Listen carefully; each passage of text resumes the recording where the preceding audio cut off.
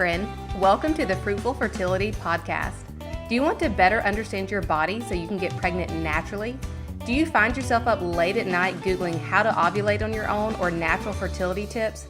Do you feel lost on what your next step should be? Hey, I'm Tori, a registered nurse, Christian fertility coach, and your new TTC BFF. When I started my fertility practice, I realized how much the modern medical system was missing when it came to supporting women trying to get pregnant. I knew God had called me to this space to bridge that gap and provide more natural fertility support and education. With time and a little trial and error, I found a foundational way to assess infertility cases and get better results. In this podcast, you will finally understand how your body and fertility work, support to stay off that emotional roller coaster, and a proven strategy to improve ovulation and increase your fertility naturally. If you're ready to get started, drop those ovulation sticks and grab a pen because, girl, you look fertile to me.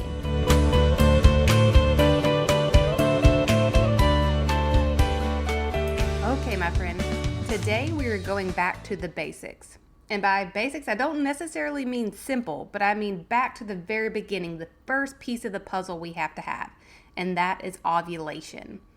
Linked below in the show notes, there's a free checklist for you. And in that checklist, I kind of go step by step on what you need to look at, what tests you need to have done, where you need to kind of focus your fertility detective skills. So as you're going along your fertility journey, you're not missing any pieces. So that is in the show notes. Feel free to grab that. Super helpful. But on that checklist, guess what is number one? The number one thing on top of the list is ovulation. We have to have an egg. To make a baby, we have to have an egg and we have to have a sperm, right? So we got to make sure that we're ovulating. We got to make sure we have this healthy egg. Now, hear me loud and clear. I want you to hear this very first thing before we jump into all this information. If you are not currently ovulating, it's okay. It is okay. I know that feels defeating, like if you kind of confirm, if maybe I'm listing off these symptoms and you're like, oh, that sounds like me, or you've been charting for a while and you're fairly sure you're not ovulating. I don't want you to feel defeated by that because that is something you can overcome. That is something that we can focus on with foundations, with lifestyle factors, and some consistency. And in a month, 2 months, 3 months time, you could be in a completely different place. So do not feel defeated by that because it's absolutely possible for you to improve your ovulation naturally, okay? But we're going to dive into all the things like signs you're not ovulating, why you're not ovulating, and how to support ovulation. And this is an incredibly important topic, one, because I know it's something you guys are struggling with. I see this question in fertility groups I'm in all the time. People are not sure if they are, or they know for a fact, maybe you're here, you have PCOS, and you know for a fact you're not ovulating, and you just don't know what the heck to do about it because you have PCOS. So we're going to address all that. And I also want you to be aware that anovulation, which is the lack of ovulation, accounts for about 30% of infertility cases. So once we get this taken care of, we've got this knocked out, you have really improved your chances of conception just by focusing on this. Okay? So all good stuff. Let's start with signs that you might not be ovulating. Number one is going to be irregular cycles. If you have really sporadic cycles, maybe you only have them once every couple months, that could be a sign that you're not ovulating. If those cycles are very short, it could mean that you're not ovulating. Typically, if you have a short cycle, it's due to what we call a luteal phase defect, meaning that second part of your cycle is really, really short and causes your whole cycle to be short. So that could be a sign that you're not ovulating. If you have no cervical mucus, a typical cycle is anywhere from about 28 to 33 days. And in that 28 to 33 days, we should have days that we have no cervical mucus, but then we should go through a transition where we have sticky white cervical mucus that changes to egg white or watery type cervical mucus. So we want to see those changes. And if we're not seeing any cervical mucus or we're not seeing it go through those changes, that could be a sign that we're not ovulating. If you see no temperature shift, so let's say that you're tracking your basal body temperature and you don't ever see that spike in temperature around the day that you suspect you should be ovulating, that could also be a sign. But again, like I said at the beginning, if you're not ovulating, that's okay. We can fix it, okay? So hang in there. So the next natural question is, well, why am I not ovulating? This can be different for everyone, but if I could boil it down to the number one reason why you're not ovulating, the answer is going to be stress or a nervous system or a dysregulated nervous system. And when I mean stress, I don't mean just like emotional, I had a bad day stress. Stress is a very broad term and could mean a lot of different things. So, one, it could be emotional. It absolutely could be. It could be, a stressful job, unhealthy relationships, things of that nature that we tend to associate with stress. It absolutely could be those things. It could also be something a little more hidden, a little less obvious, like just not eating enough calories. I see very, very often that my clients that do the HTMA test, that they're not eating enough calories, and I can see that from their test. And specifically protein. A lot of times we're just not eating enough protein. I had one of my very first clients, when she came to me, she was not having cycles, hadn't had a period in like 4 months, so definitely wasn't ovulating. And the main thing we focused on for her was just incorporating more protein into her diet and her nourishment, because she was dealing with PCOS, which I knew meant that we were likely dealing with imbalanced blood sugars, and we needed more protein to help combat that and just to give her the energy and her body what it needed to make more hormones. So in, I want to say 3 months time, she started having a period, and then she had a period every month after that, and then she was pregnant. So you can see how it could be something really simple of just not getting enough protein in your diet. Another reason you might not be ovulating is PCOS. Good old Google also told me that in anovulation cases account for 30% of infertility cases, and that PCOS account for 90% of those anovulation cases. So PCOS is a real pain in the butt, right? We typically don't see periods. We typically know we're not ovulating, and we feel like it's going to take medication or something big to overcome the fact that we're not ovulating with PCOS. But I want you to know that these things that we're talking about in this podcast, in this episode, all the foundation stuff, can still support you even if you have PCOS. So don't count yourself out just because of PCOS. Another one would be thyroid issues. I see what I call suboptimal TSH levels in clients all the time. So a lot of times you've gone to the doctor, they've told you that your labs are normal. That included a TSH lab draw, which is your thyroid stimulating hormone. And while it might be quote unquote normal, it is definitely not optimal. And so I can see on your HTMA test that if your thyroid is overactive or if it's underactive. And a lot of times that can cause hormone imbalance issues, which again will mess with ovulation. So sometimes our thyroid just needs a little more love.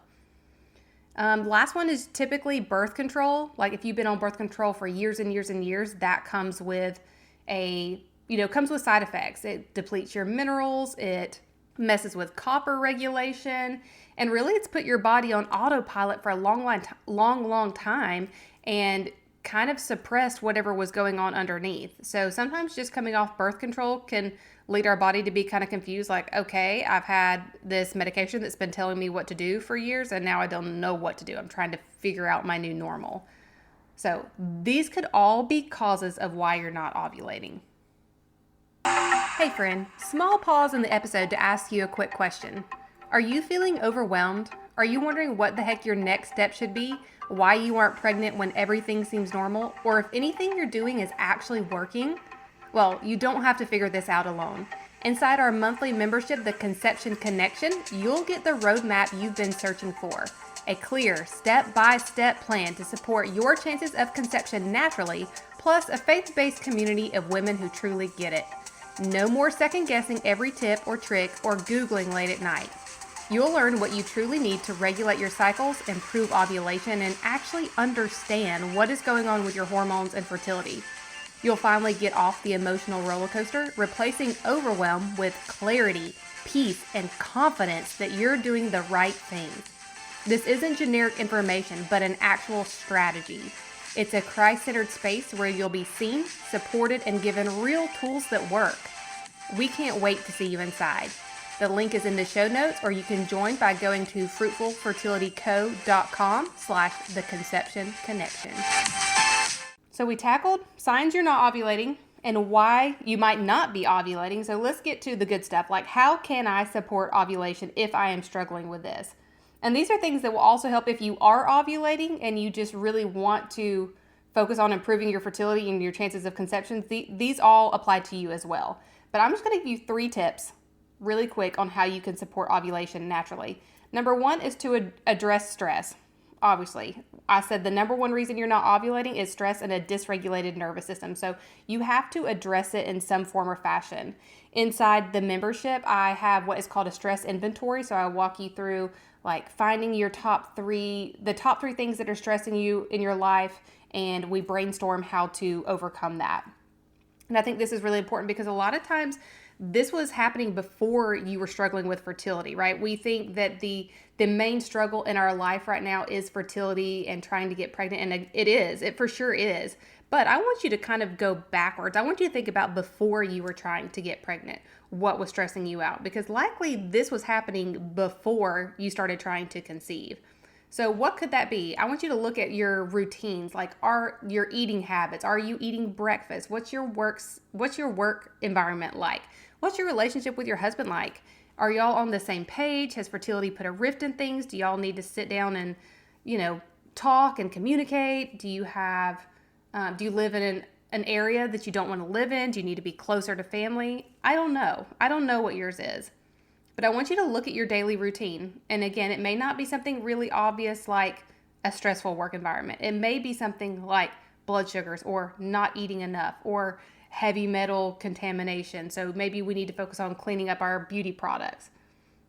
And if that feels overwhelming to you, I do want you to come into the membership because that's exactly what we're going to do there. We're going to take you step by step to help you improve your fertility, help you start ovulating by looking at it from a very foundational level in a systematic way so you don't feel overwhelmed.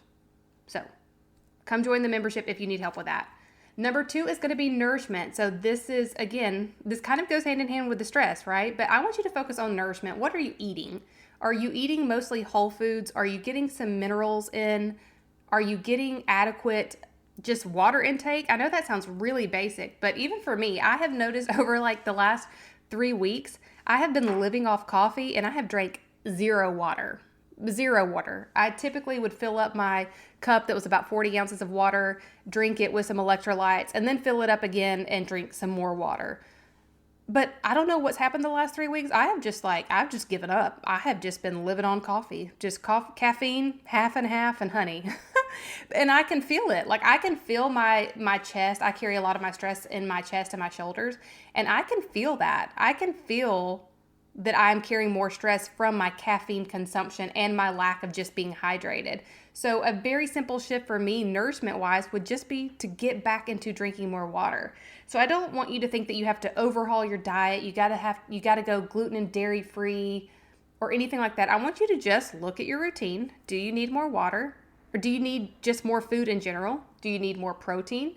Do you need to focus on just more whole foods? Are you eating a lot of processed food and it would just be easier if you swapped your daily snack from a granola bar to an apple with peanut butter? It can be a very simple shift, but nourishment is important as well. And the third one, I just want you to start walking. I have an episode about how walking is a powerhouse for fertility because guess what? It addresses almost everything. Walking addresses your nervous system and your stress. It helps regulate your nervous system. It helps regulate blood sugar imbalances. So if we're not eating enough, we're not eating enough protein, like we mentioned, walking can really help balance that. It'll help you sleep better. It's really something so very simple that has a big, big impact. So just start walking. If you have no idea what else you could possibly do, I just want you to start walking daily. Give yourself a goal. 5,000 steps, 10,000 steps. Start with something that's attainable. I don't want you to stress yourself out and be like, oh my gosh, I didn't get my 27 miles in today. We're not going for that. We're going for something, the first step, the first thing we need to do. And maybe that's just a mile a day. And then you bump it up to 2 miles a day. Whatever works for you, but just start walking. It really can be that simple. So let's recap this quickly. Signs you're not ovulating: if you have irregular cycles, no cervical mucus, no temperature shift. Why you're not ovulating: emotional stress, not enough calories, not enough protein, PCOS, thyroid issues, post-birth control issues, And how can we support ovulation? We're going to address that stress. We're going to make sure we're adding in nourishment and good nourishment and nutrition. And we're going to start walking daily. That is where we are going to start, okay? After you incorporate that, if you still need support, I would love to help you. Come join us in the membership. If you really need to work on those foundations, like really get back to the basics and for it to be easy and to have a step-by-step plan and not just a bunch of information, come do that with us. You get monthly group coaching calls. You can ask me questions in real time. Just a great resource I don't want you to skip out on. And if you're looking for something a little more in depth, like you want some one-on-one help and you want to do some testing, then let's do an HTMA together. This will give us really good insights to your thyroid, what's going on with your nervous system, things that we can pinpoint and address specifically for you. You can grab those links in the show notes below. I'm here if you have any questions, and I will see you next week. Thanks for hanging out with me today. If this episode touched your heart or taught you something, I'd be honored if you share it with a friend who could use the information too. And if you want to be the real MVP, then would you also take 30 seconds to tap those 5 stars at the bottom and leave a written review telling me what you're loving? It lights me up to know this podcast is really helping you. Don't forget, you're super cute and super fertile, so meet me back here next week and let's keep chatting and learning together.